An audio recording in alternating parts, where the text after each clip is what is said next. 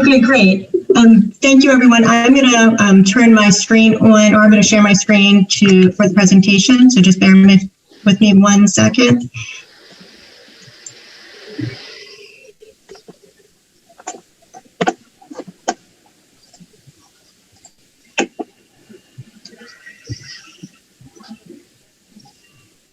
Okay, great. Do you all see my presentation? Yes. Okay, wonderful.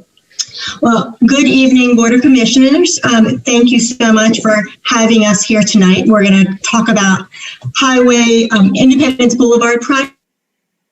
This presentation reflects work that was done by the Town of Matthews, the City of Charlotte, CRTPO, which stands for Charlotte Regional Transportation Planning Organization, and NCDOT staff. This presentation was originally was created by Andy Grimsky with Charlotte Department of Transportation. And so I want to give him a shout out. I whittled it down to the relevant slides for you all to understand the Independence Boulevard history. Okay. Hold on, let me progress the slides. There we go. So we're going to look back as well as look forward. I'm going to do the first part of the presentation, which is basically the history of Independence Boulevard, and see where we got to today. And then I'm going to hand it off to Brett Knight, and he is our Division 10 engineer from NCDOT, and he's going to talk about how the implementation of the improvements for Independence Boulevard is going to unfold in the future. So I'm going to start all the way in 1944, the Federal Highway Act. So basically the Federal Highway Act allowed for the federal government to pay for road improvements. And what happened was that Charlotte was one of the first to get this funding. And the first project they used for the money for was what they called Crosstown Boulevard, which eventually turned into Independence Boulevard. And so in 1946, the taxpayers of Charlotte voted for a street bond for $200,000 so that they could match the $2 million of federal dollars to create this project. In 1949, the first segment was open to operation. So this pretty cool picture back in 1948, looking at this construction. You then move into the 1950s when the second phase of the project opened. And this was really the first time you saw really a shift to suburbanization, if you will. It really helped the East Side expand from this point into beyond. Improvements basically made development more attractive. And when Charlotte officials considered creating a new municipal theater and Coliseum, they looked not to Uptown, but to the East Side on Independence Boulevard. So you see this picture of the Coliseum back when it was developed.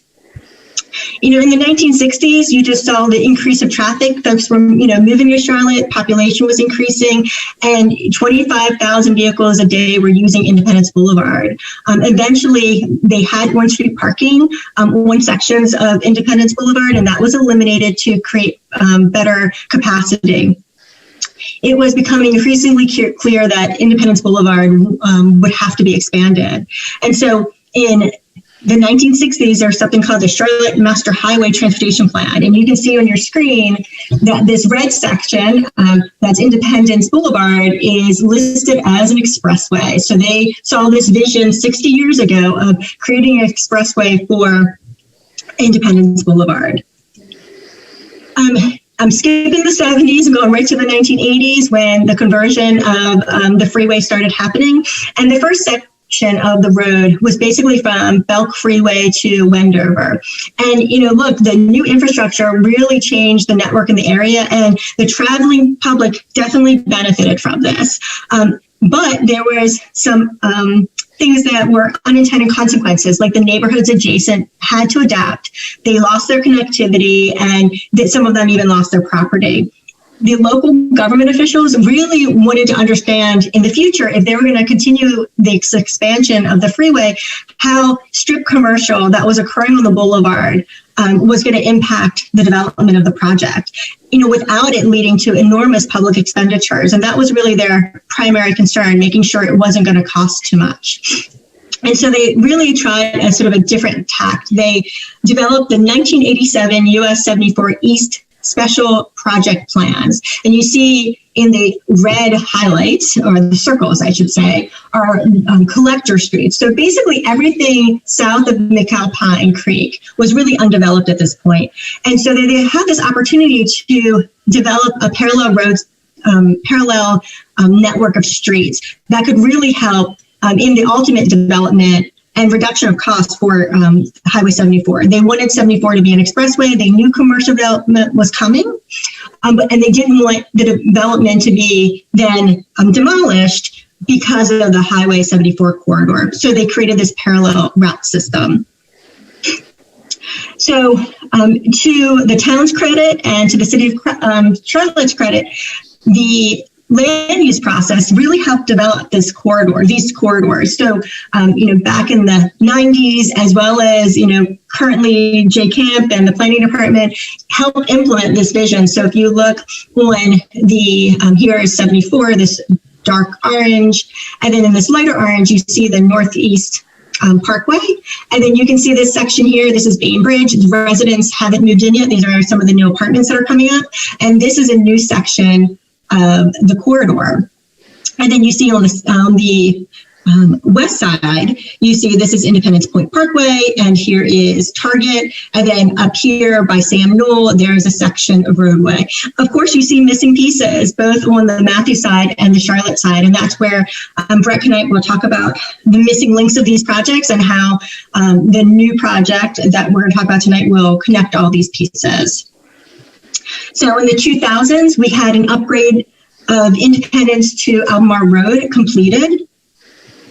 Then we had a fast lane study, and I was in a different section of the region, and I worked on this study back in 2009, and it was really fascinating to look at the possibility of connecting our region through what we're calling fast lanes, managed lanes, toll lanes, really to provide travel reliability. And that's really the name of the game when you're dealing with the Turnpike Authority and trying to get traffic moving, is managing those lanes so that people who really need to get somewhere can travel at a reliable clip.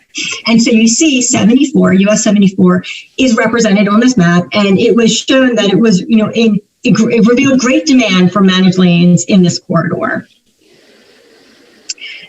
In 2010 to 2020 till now, there was a lot of studying going on. So this was, ULI is the Urban Land Institute, and they did a study and they looked at bus rapid transit along the Independence Boulevard project.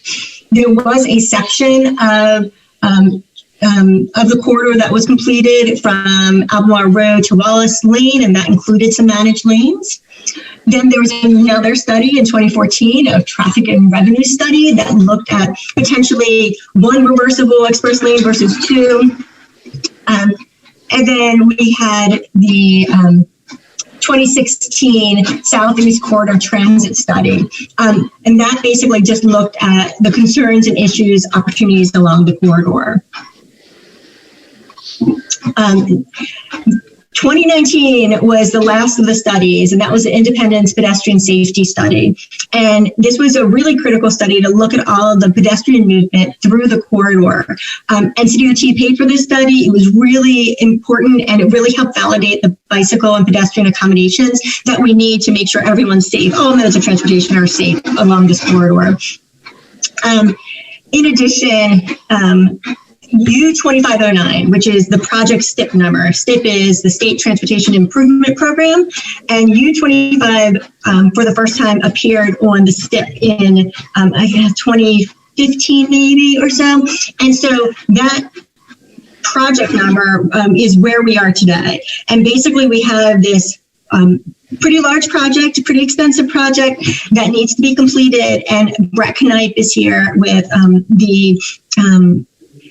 NCDOT to talk about how in the future, how this project is going to unfold. And so, that's sort of my quick review of looking backwards. Are there any questions that I can answer? Because we're going to let Brett get into the weeds with all of the details of the project moving forward. None for me. Okay, I'm going to stop sharing my screen. Okay, and I'm going to let Brett has his screen he's going to share. Correct, Brett? That is right. I'm going to do my best. Thank you, Dana. Can everyone hear me okay? Yeah, and I do see that Roger Rochelle joined us as well. Roger Rochelle is with the Turnpike Authority. We also have on the call David Wasserman with NCDOT, Jeff Littlefield with NCDOT. He's our deputy engineer for Division 10. And like I said, Brett Knipe is our division engineer, and he's going to hopefully successfully share his screen. Oh, Rada is also on the call, and he is a consultant who's helping, he's with RSNH, and he's been, I think he helped create the presentation and is helping Brett and his team. That's right. Yes, Rada was a big part of putting this together. And I'm going to get my screen share to work, I promise. Okay, can everyone see it now? No, sir. One more try. Yes. Okay. And there we go. So sorry about that taking me so long. Trying to get used to the virtual meeting platform these days, but I can't quite say that I've mastered it just yet. Thank you, Dana, for that introduction. I think it's always valuable to get the background, a full background of a project, how we arrived to where we are today, and then we can start looking about how we're moving forward. But I do want to say before we get really started here that Dana, the other town staff have been tremendously helpful in our work group as we've worked through this process. It's been a lot of hard, fast work over the last several months, and so it's taken a lot of extra time and effort for the folks that have really put this together. But again, I'll restate what Dana's already said. I am Brett Knipe. I'm with the North Carolina Department of Transportation, Division 10 engineer. I know several of the folks on the call, but definitely not all of you.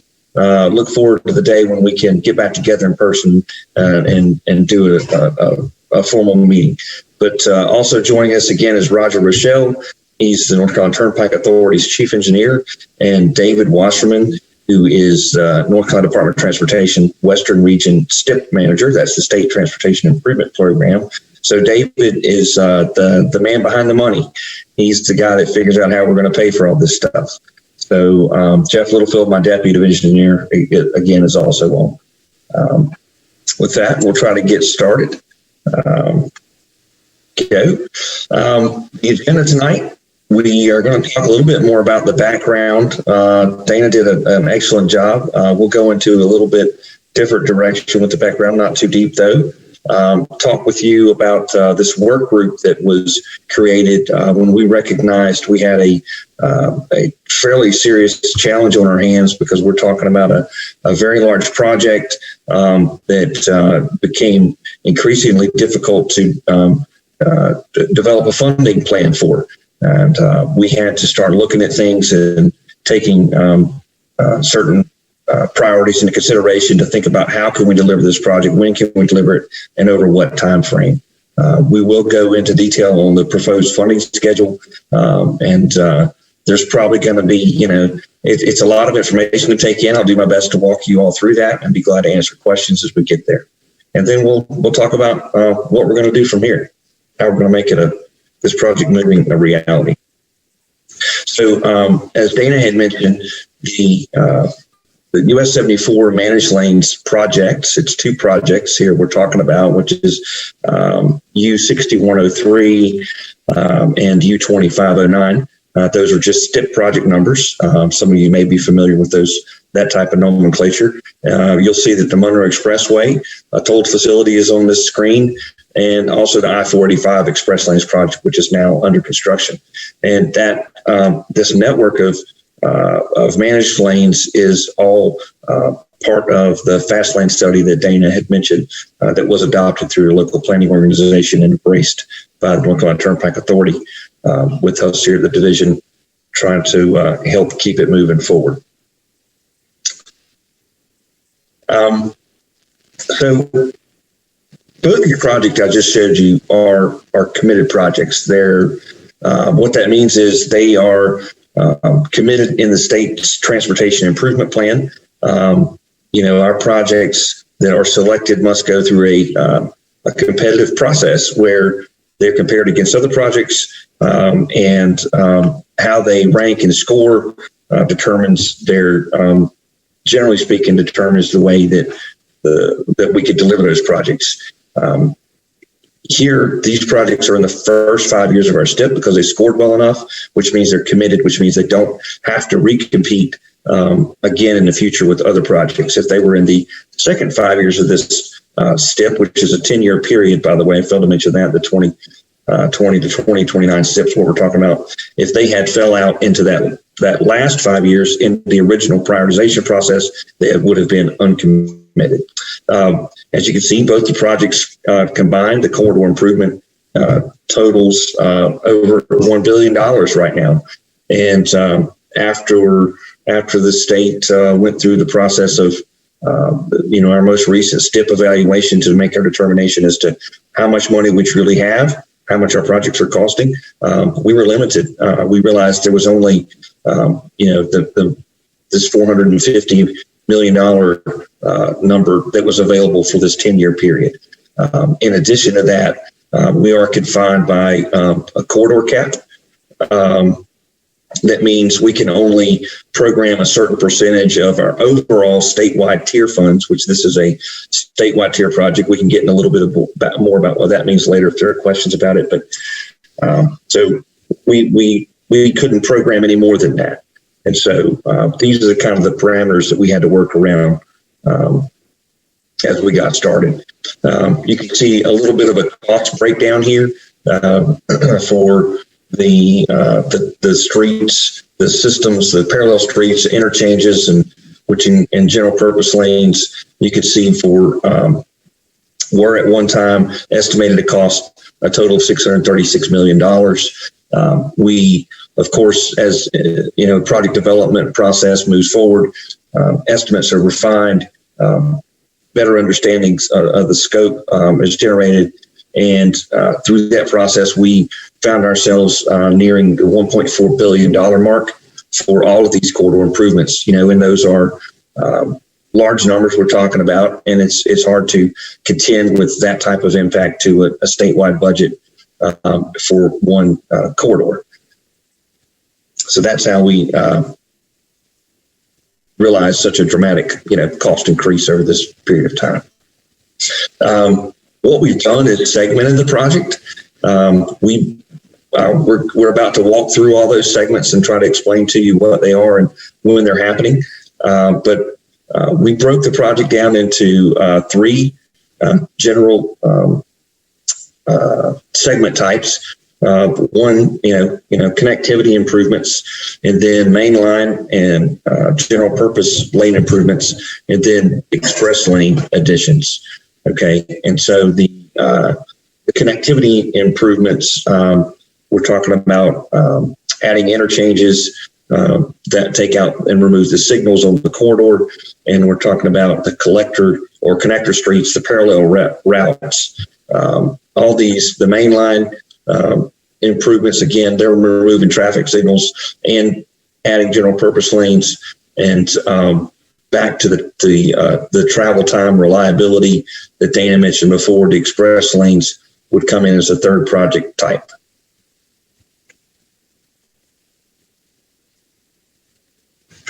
There we go. Sorry about that. So the project segments, there's 18 segments in all. They're broken out into the various segments here. You can see them. They're not all highlighted here, but you can see we've broken up the express lanes.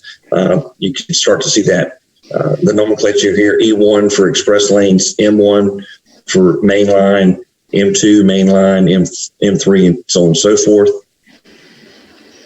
And you're going to learn a lot more about these segments tonight before this is all done.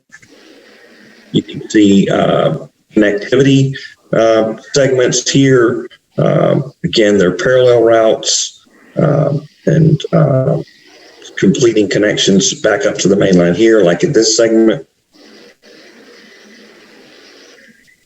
Again, more segments for in particular in Principal Parkway, very important to the town. We crosses I-485 here over to the Levine campus, CPCC Levine. Hey, Brett, this is Hazen. Could Hazen. you orient the board a little bit? I mean, because the screen, at least on mine, I got a laptop, is small, and Sorry about that. I'm not sure they know what's intersections what. Okay, so this side of the screen here, this is the John Belk Freeway side. This is heading east towards 485. I'm following my cursor. Albemarle Road, 2427 here. Keep going. Idlewild, Wallace Lane, Harris Boulevard area. Keep going, and then you connect the line down here, and continuing on east, Sardis Road, Windsor Square area, and into the Matthews Mint Hill Road and NC 51 interchange back here, and this is 485. So it goes from general east or west rather to east. And we've got a video that I hope I've got my sound set up right, because this video was put together when we were in our public hearing processes, I think year ago, or more than that now, actually. And it really shows the story of what this project was envisioned to be at one time delivered. So let me try to move on to that, and I'll play this video. Please let me know if you're not able to hear the sound, and hopefully I clicked the right buttons to make this work. Can everyone hear the sound?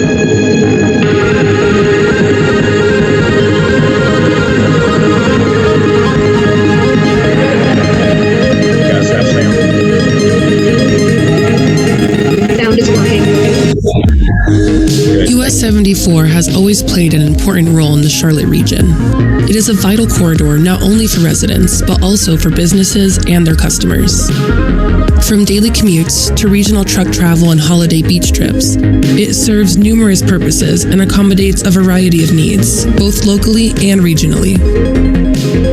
The attraction of the Charlotte region has led to extraordinary growth. The region's success has also contributed to congestion and unpredictable travel times on major roadways, and US 74 is no exception. As a result, the US 74 corridor has become the focus of various planning studies. Local and regional stakeholders and the Charlotte Regional Transportation Planning Organization have partnered with NCDOT to develop key improvements with lasting benefits along this corridor. NCDOT is implementing these improvements, which will focus on connectivity between communities, enhanced functionality and accessibility, driver safety, and an expanded network of bicycle and pedestrian accommodations. Drivers along the corridor will benefit from greater mobility, improved traffic flow, and the option to use express lanes for reliable travel times. Once completed, these enhancements will transform US 74 into a newly revitalized corridor, capable of meeting today's traffic demands, as well as the anticipated future growth for the region. The proposed improvements for US 74 occur between I-485 in Matthews and I-277 in Uptown Charlotte, and will include additional general purpose and auxiliary lanes between I-485 and Idlewild Road, the replacement of intersections with new interchanges and overpass bridges, dedicated express lanes within the median of US 74 between I-485 and Idlewild Road, conversion of existing bus lanes to express lanes from Idlewild Road to I-277, access between general purpose lanes and express lanes at several locations along the corridor, and a series of extensions to the local parallel road network. Traveling east to west along US 74, we will highlight the planned improvements and discuss their benefits. Starting east of I-485 and continuing west to Idlewild Road, general purpose lanes, auxiliary lanes, and express lanes will be added to the corridor. These new lanes will increase capacity and provide an option for reliable travel times. Access between the US 74 and I-485 express lanes will be provided, allowing for a seamless connection between these two express lane facilities. Continuing west from I-485, the signalized intersection at Matthews Mint Hill Road will be replaced by a new interchange with on and off ramps. The replacement of signalized intersections with interchanges will improve roadway functionality. Continuing west along US 74, the NC 51 interchange will be shifted to accommodate the construction of additional lanes. Independence Point Parkway and Northeast Parkway will be extended on each side of the corridor. The expansion of the local roadway network is essential for separating regional traffic from local trips, increasing connectivity, and maintaining the economic viability of businesses. Access for the express lanes will be provided near Sam Newell Road. A new overpass and roadway upgrades will be constructed at Sam Newell Road. New overpass bridges over US 74 will help connect communities while enabling traffic to flow more freely throughout the corridor. Improvements to the parallel road network will continue through this section of the corridor. Further west, the Sardis Road North intersection will be replaced by an interchange. There will be additional access for the US 74 express lanes at Sardis Road North. The intersection at Crefeld Drive will be replaced by an overpass. West of Crefeld Drive, the intersection at Village Lake Drive will be replaced with a new interchange. Other improvements will supplement the ones highlighted to enhance functionality and continue the conversion of the corridor to a highway with limited entrance and exit points. Access for the US 74 express lanes will be provided at Conference Drive. At Sharon Amity Road, there will be access for the express lanes. Another access for the express lanes will be provided at Albemarle Road.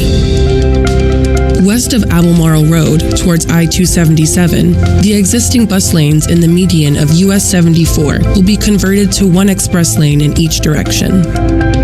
Near I-277, there will be access for the express lanes. This will offer drivers a continuous system of express lanes on US 74 between I-485 in Matthews and I-277 in Uptown Charlotte. US 74 is part of the Greater Express Lanes network planned for the Charlotte region. The improvements to US 74 and its connection to the Regional Express Lanes network will result in better functionality, enhanced connectivity, and more travel options along this vital corridor. It will benefit local residents, commuters, and businesses, as well as accommodate future growth. The prosperity of the Charlotte region depends on keeping people and goods moving. A new and improved US 74 will help us reach that goal, both today and tomorrow.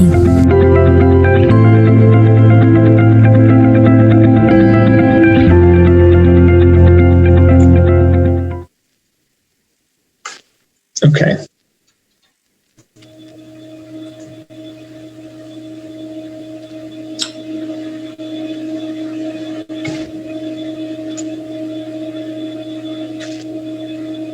Got a little ahead of myself there. Sorry about that.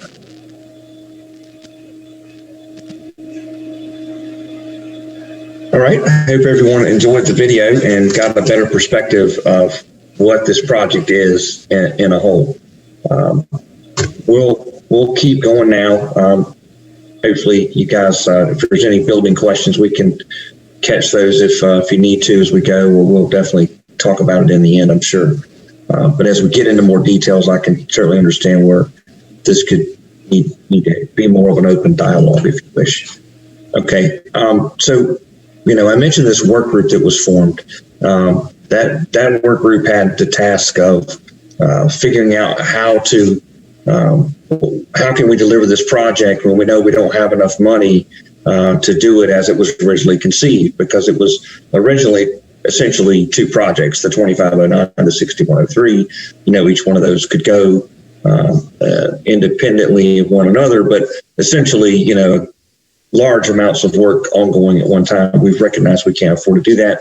So this work group we put together, which again includes Town of Matthews staff, City of Charlotte, CATS. We try to get a representation of all those impacted by this project. We first realized, you have to look at your traffic volumes. What are your projected volumes going to be in the future? That's the basic, principle behind any transportation project, right? We have to make assessments and determine what we believe our demand is going to be and base our work on that. Secondly, in getting the priority from the stakeholder group. Again, that's the local priority. And that was primarily focused on many of the connectivity segments and the parallel routes, because we recognize transportation isn't just a standalone thing. Major projects like this have impacts to land use plans and can impact generations worth of work that have gone into those plans. And so we're trying to take all that into account here. The cost estimates, obviously, we've got to be able to afford it in the certain funding year that we've got the money allocated.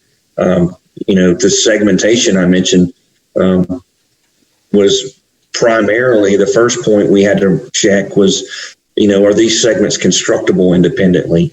What are those right-of-way impacts and utility relocation cost and durations? And then again, how long does it take us to design these things and get it actually ready to go to construction? So as we developed this plan, we had to take all this information into account. There's 18 segments that was created that I mentioned. You can see each of those here broken out by their right-of-way costs, utility costs, and construction costs in total. And then the number at the bottom right is the big ticket number of $1.4 billion. And so we had to figure out how we can work that $1.4 billion into a 10-year program. We knew we couldn't get it all in, but we knew we could get a great start. And so that's how we put together that priority list and started prioritizing these segments. That had to fit in this STIP window that I mentioned, this current STIP that 2020 to 2029 10-year period, where we've got this $50 million allocated for the first 2 years that we can get to work on this in earnest, and then $400 million that carries us out through 2029. And probably should have already said this, but we're dealing with the information we have as we know it today, the funding as we project it to be in the future. And so, of course, it's all subject to change, but that's always the case when you're talking about dealing with public funds. It's what we know right now is what we believe we're going to have to work with. So, the work group put together this priority list.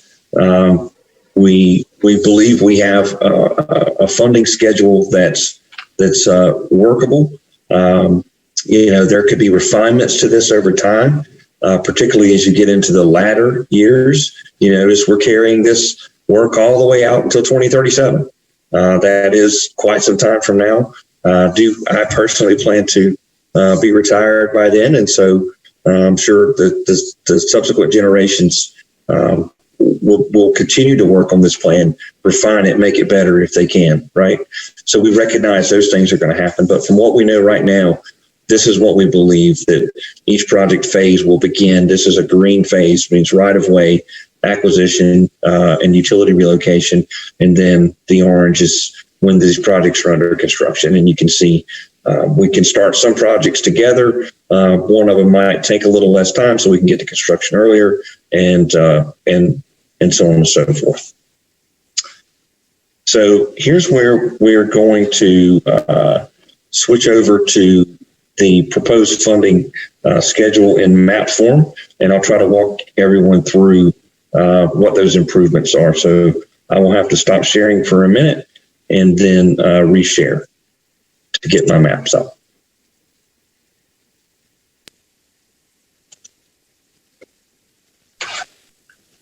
Brett, while you're doing that, can I ask a question?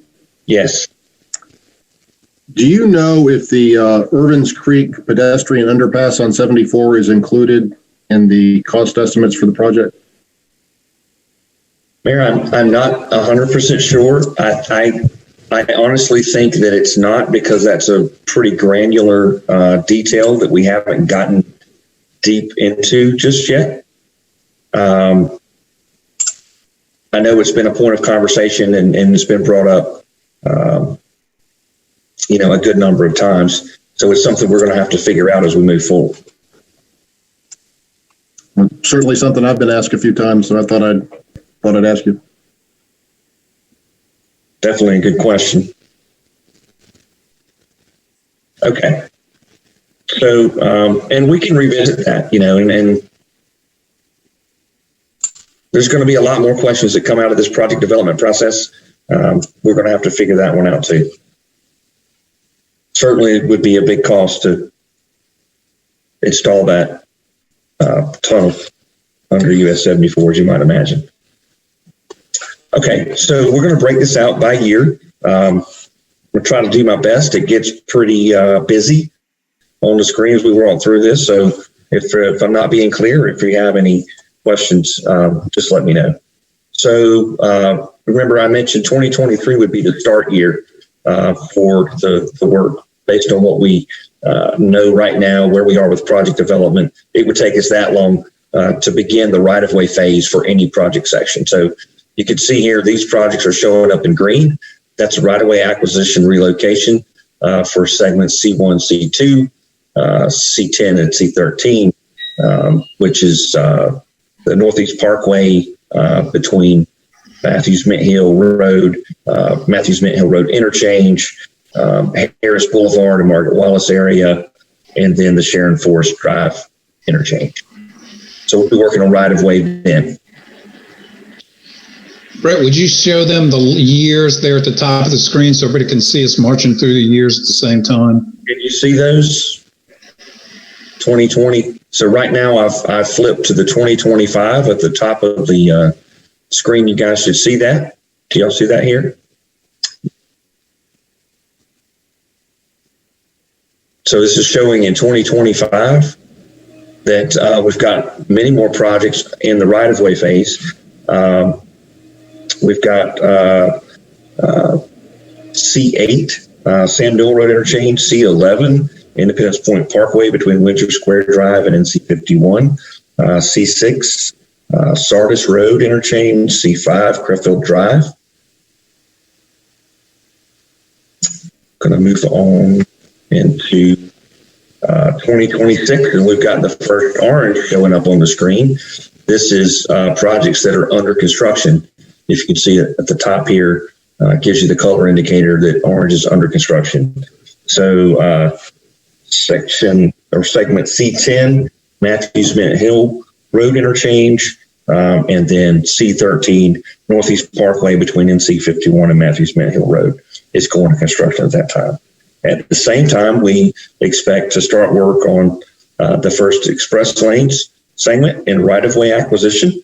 That's from I-277 in Charlotte out here to west of Idlewild Road. And then it also includes the mainline improvement segment M1, which takes you out to Wallace Lane. 2027, we've got construction starting on this area at C. Actually, I think I've got that wrong. I apologize for that. Yeah, and C2, which is Harris Boulevard and the Margaret Wallace Village Lake Interchange. And so that's a pretty large reconfiguration effort. That's why it took a few more years to get out to construction than the other locations that started right away at the same time. And then C1 is also Sharon Forest Drive. That's going to happen at the same time. Brett, can I ask a question, please? Yeah. Yes. Jeff Miller, on C13, by the year in question, 2027, most of that orange from Matthews Mint, well, from 51 to Matthews Mint Hill, Old 51. Most of that, except for about 500 feet, is my understanding, will already have been built by private developers. Have you taken that into account? Well, we know that's a factor. It's a possibility. You know, and as private development occurs, we'll react to that. You know, one thing that we're pretty proud of is we work well with the towns and their staff to coordinate development into our projects. And so, you know, usually there's a reservation or right of way at the very least, and sometimes you get roads constructed out of the deal. And so whenever that happens, if it happens ahead of us, we'll certainly take that into account and modify the plan accordingly. Thank you. Sure. Going on into 2028, we've got a lot more construction started, a lot more orange showing up on the screen. C8, this section of the Sam Newell Interchange carrying all the way through here across Independence. C11, which is the connector, Independence Point Parkway between Windsor Square and 51 here. C6, which is the Sardis Road interchange, and C5, which is Crefeld Drive South, we're calling it, all going under construction there. The express lanes E1 segment and mainline M1 segment are also going to be under construction by that time. Again, current plans with the information we have in front of us today. We've gotten the first blue showing up on the screen, I believe. Blue represents segments that are now open to traffic. And so by 2028, we expect to see cars beginning to utilize these long-term plans that we've all talked about tonight. That's going to be the C10 Matthews Mint Hill Road interchange and C13, the Northeast Parkway segment.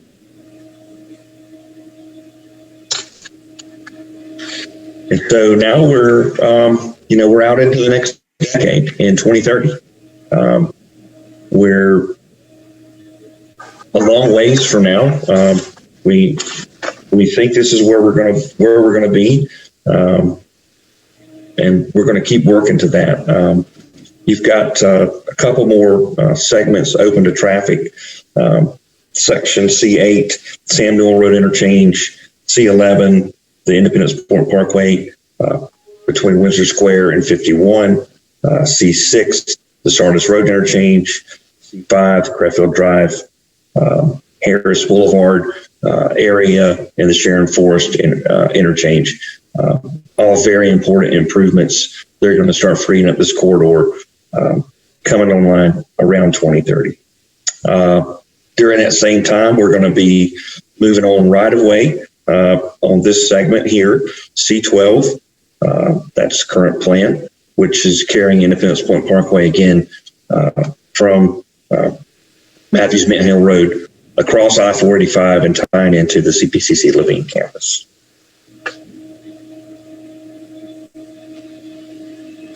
Okay, 2031. Brett, can I ask a question? Brett, Sure. Can I ask a question? Yes. This is Hazen. So the $450 million has now been spent, right? It was through to 2029. Yes. So now, what does that mean? Does that mean the region has to rework for the money, or what's the DOT's response to that? So if think back to the slide where I was talking about projects being committed, these projects are committed in our STIP.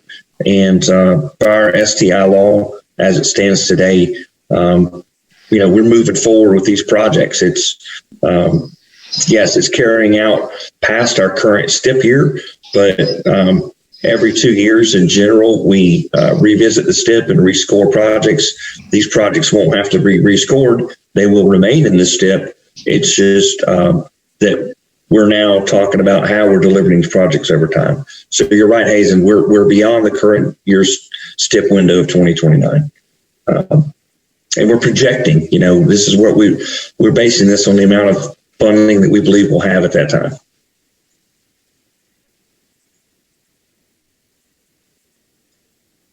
Okay. I hope that answered the question. So in 2031, we've got express lanes opening, starting the 6103 section that we mentioned out here at 277, carrying all the way through, including this M1 segment out to Wallace Lane. A lot of other right-of-way is starting in this area. The M2 express lanes from Wallace Lane to Sardis Road takes you all the way to here. And section C3 of Crefeld, that's the Crefeld Drive interchange. That's going to be an important connector across Independence Boulevard, and the segments M3, C9 here, Independence Point Parkway, C14 also, which is the NC51 interchange. And, you know, that project itself has to take place when the main line work occurs, because it's getting wider than the existing bridge can accommodate. And so that's why it's timed out like that.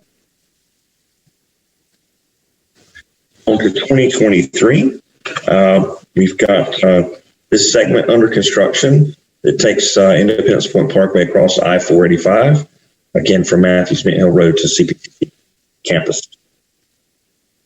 We are beginning right-of-way on section C4 and C7, which is Margaret Wallace and Arequipa Drive here, and C7 ties in and connects over here, which is the Sardis Road south or north rather connector.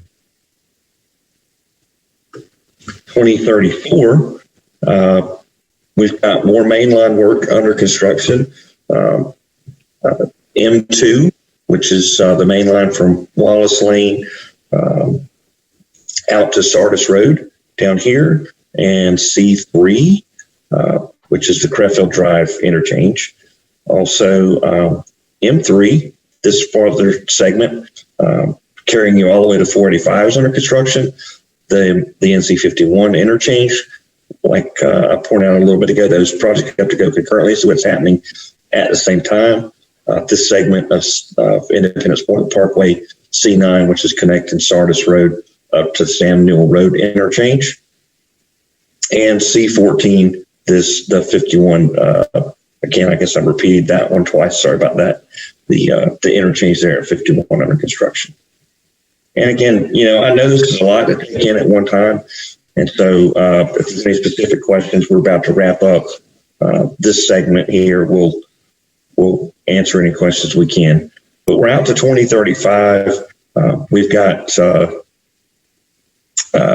C4 under construction. We've got C7 under construction.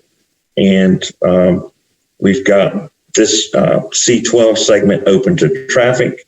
And we jump now to 2037. You can see now that we have gotten through all phases of work for the whole corridor based on the current plan. The current funding as we projected know it today, and we expect to have all improvements open to traffic at that time. And so before I switch away from these maps back to the other PowerPoint, is there anyone want to try to go back through that? I know it was a lot to take in at one time.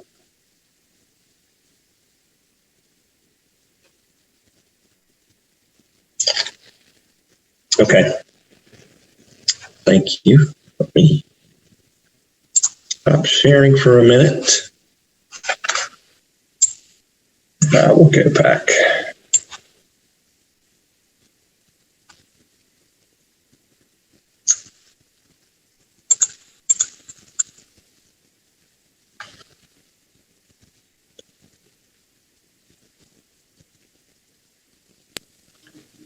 You know, Brett, 2037 is so long from now. I probably won't be driving them, but I'll ask Commissioner McCool to give me a ride on the new roadway. I may be right there with you.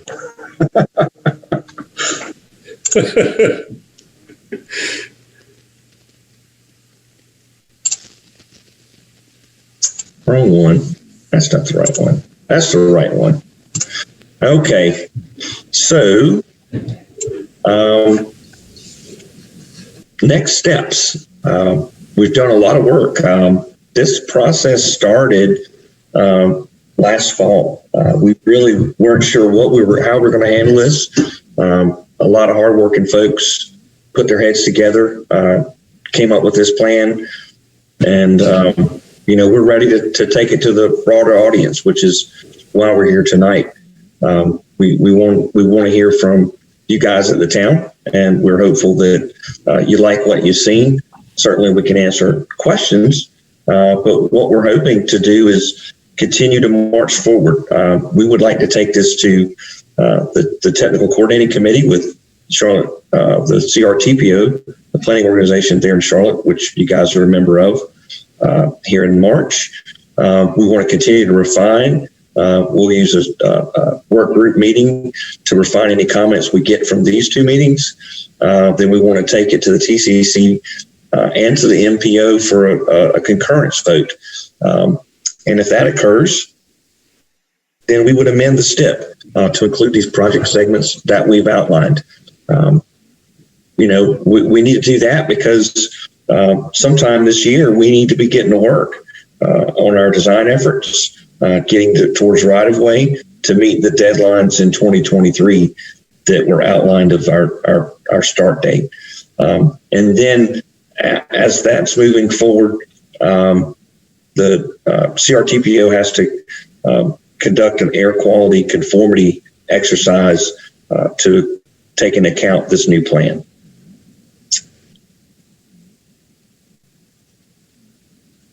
Hey, Brett, this is Hazen again. What's the date on the I can't remember the number, but it's behind the Harris. It's from 51 over to, I think it's behind the Cracker Barrel.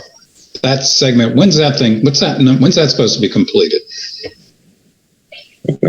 I lost it, Hazen. Oh, let me, does Dana may know, she may have it all memorized. All right, so 51.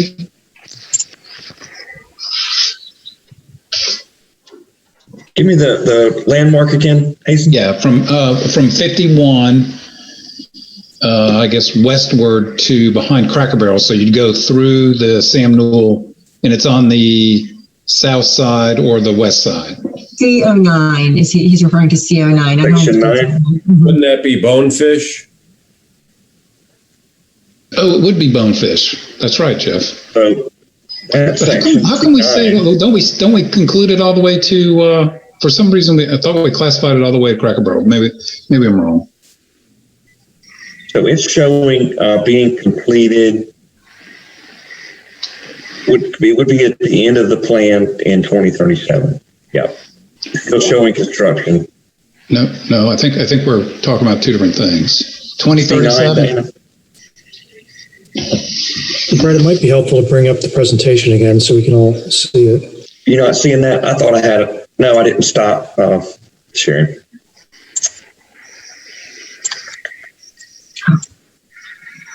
Sorry, I think that's C11. I apologize, Hazen. C11 is the one you're talking about behind the Home Depot? Yes. Okay, I apologize. Wrong landmark. That would be I think that's in 2029 or 2030 is the one behind Home Depot. That's 51 to what's the Crown? I don't have the presentation in front of me. I'm going to get it up. Okay. Sorry. I'm sorry, you guys. Bear with me. I'm not the guy to rely on when you want to have quick movements with these virtual meetings. Sorry. Wish I could do better. You're good. You're doing great. Don't worry.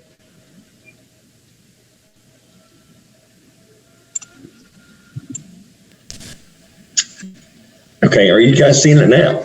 Yes. All right. That only took me a minute or two. Sorry. All right, so again, which one are we on? C11. C11. All right, so we're open to traffic there.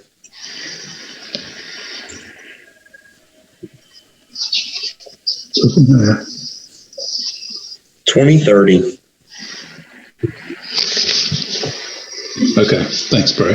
It looks like it goes to Cracker Barrel, and then there's a gap. Is that here? Yes. Well, that's actually, that segment's built. Cracker Barrel is on the west side of Samuel Road. It's where the roundabout there, this next one. There you go, that one right there. I think all that's C11. So this is C11 here. And then C8 is the Samuel Road interchange, which includes these segments of Independence Point Parkway, because these segments become a part of the interchange itself. It's how traffic will actually access Independence Boulevard through these legs. What is that hollow gap in between the blue? Right here? Yeah. Yes. So that should be under already constructed. Okay. It should be an existing roadway segment. Thank you. Certainly.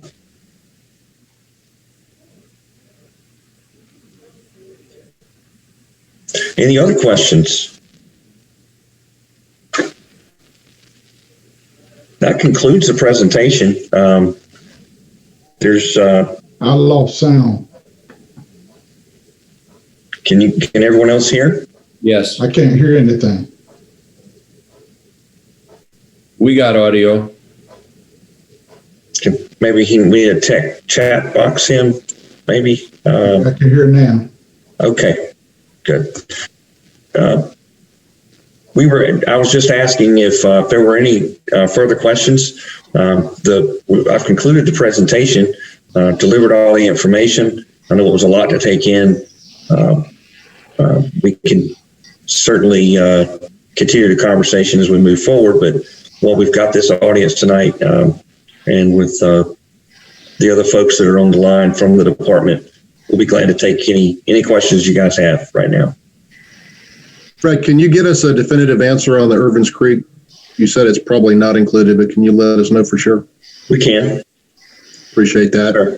Absolutely. And also, you talked about this a little bit, but can you tell us what the basis of, how much funding are you expecting after 2030? I mean, this whole project initially was what, 1.2 billion or something like that? So, David, you can expand on that if you want, but because I know you're the one that put the financial plan together, but the goal would be to have it all completed by 2037 and expend the balance of the funds by then. The balance of the cost. So for the programming of the projects beyond 2029, and this is David Wasserman, CDOT STIP unit, we made the assumption of $80 million per year for this project, and that's just continuing the funding that was programmed in FY 26 through, FY 25 through FY 29. So we just continue that out until the project is fully funded. Once we develop, or as we develop future steps, we can reevaluate the funding. If there's opportunity for more funding, we certainly look at that, see if there's an opportunity to advance certain sections. Similarly, if our funding gets tighter, segments may have, the schedule may have to change. And I think I do want to draw attention to that note on the bottom left of your screen. This is the schedule that you see here is based on a snapshot in time. As you all know, funding changes, and it can change quite rapidly. And so I do want to caution that it certainly is a possibility that while we did our best to program these projects, allow even a little bit of a cushion for funding changes, I think I just want to reiterate that there is always a chance that a piece of this or more than a couple pieces the schedule could change based on the available funding, and if we receive cost increases as well. One more quick question. I can certainly appreciate the size and scope of this project, but is it normal for a project of this nature to take almost 20 years to complete? It seems like a really long window for building. Well, we have to redefine normal whenever we tackle a new problem. I mean, it's a project of this nature. This is a very unique project. I'm not sure if it's the most expensive project we've ever pursued, but it's got to be up there. It certainly spans a very long corridor. It's very complex, and the cost alone forces us to span that out over time. Sure.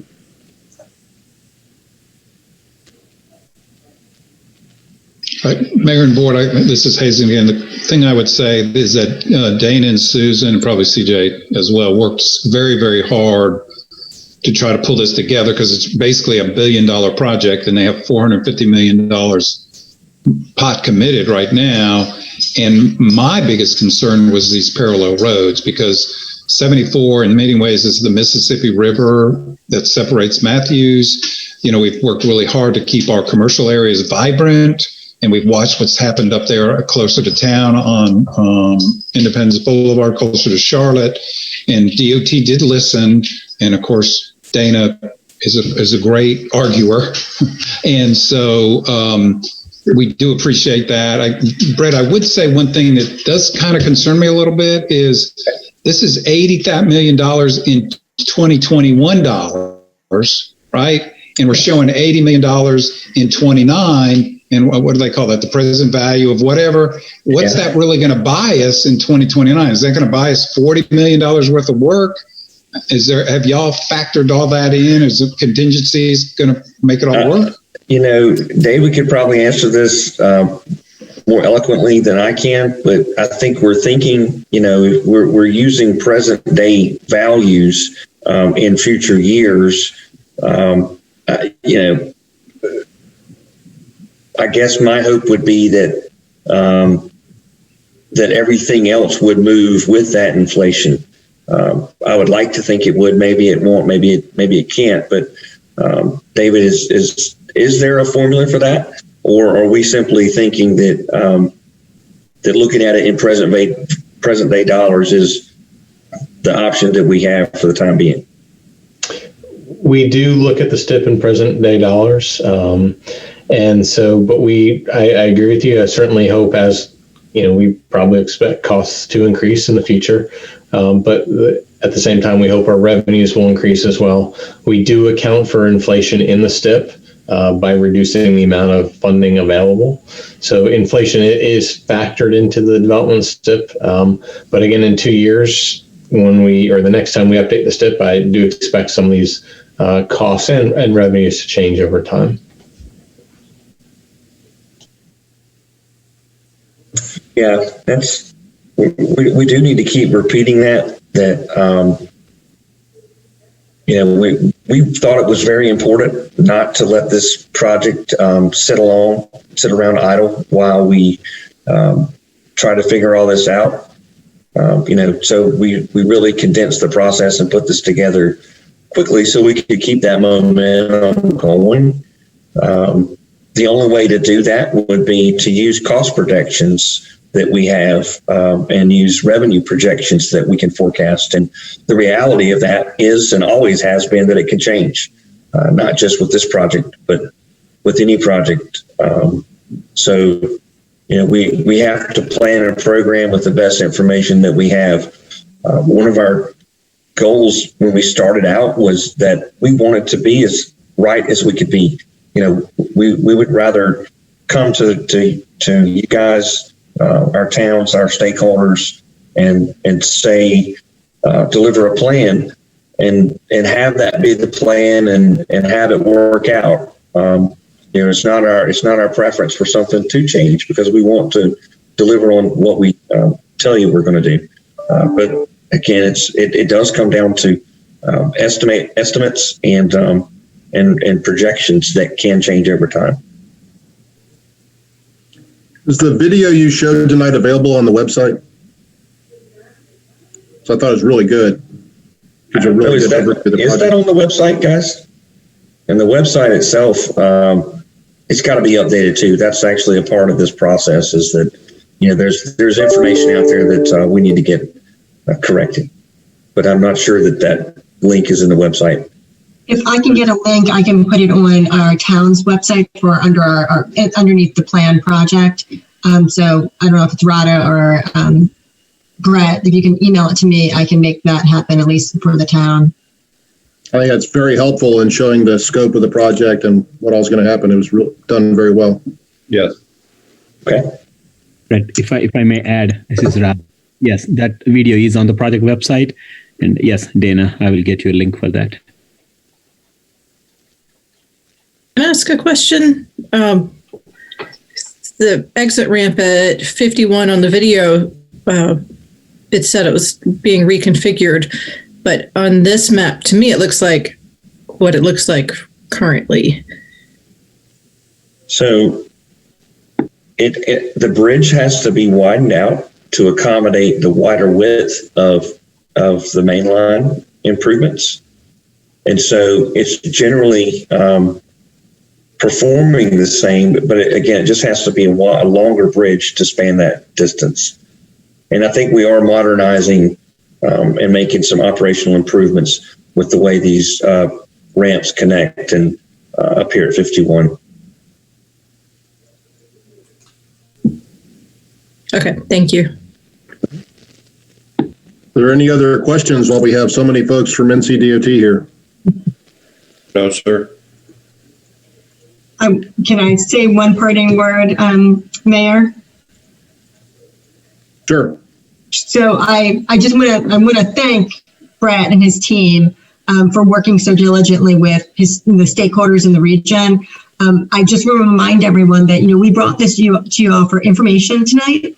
And the way this process works is that the MPO, which is the CRTBO's Charlotte Regional Transportation Planning Organization, will ultimately vote on this, and the mayor and Mayor Pro Tem both sit on that organization, as well as all of our regional partners in the who are member jurisdictions of CRTPO. They have to amend the STIP, which is the State Transportation Improvement Program, and then ultimately it goes to the Board of Transportation for their adoption. So, we brought you a presentation that was really in the weeds.